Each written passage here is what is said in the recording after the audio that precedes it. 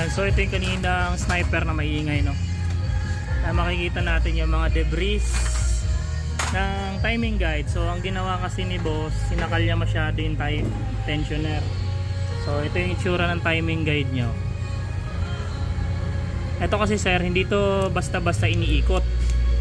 Once po na nagpakabit kayo nito sa mechanic, hindi nyo na po kailangan yan i-adjust.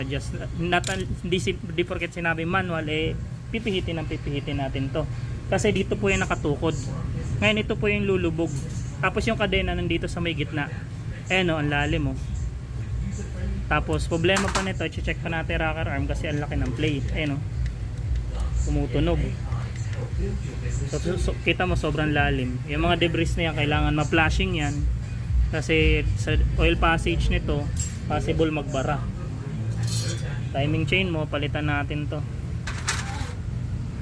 So, hopefully, sige, bababa na, ano naman to, i-disassemble. Wala sana tama yung rocker arm kasi may kamahalan rocker arm ng Sniper 155. Ayan, so kita natin yung problema. So, lilinisan natin, check muna natin yung head kung ano pa nga possible na nasira, and then yun lang naman siguro. So ito na nga, nabaklas na natin yung head parts, no? So ito yung rocker arm dali, no? Ayan, no? Sumasayaw. So ayan, sumasayaw yung rocker arm. So sira po yung rocker arm, nadali din po. Tapos ito sa pa. Good thing ito ang camshaft hindi pa nadali kasi nung pagkaingay dinala agad niya sa shop, no? Pero itong bearing palitan na. So yun ang mga papalitan na parts. So we suggest na refresh na to kasi yung mga debris na itong timing guide ay nandito, baka yung daanan ng oil passage mabarahan, so kailangan malinis natin.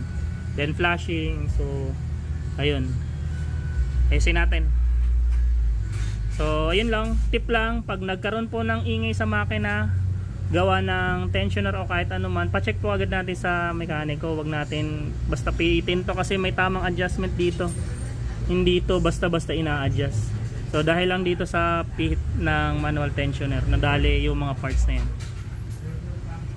Masakit, pero kailangan tanggapin.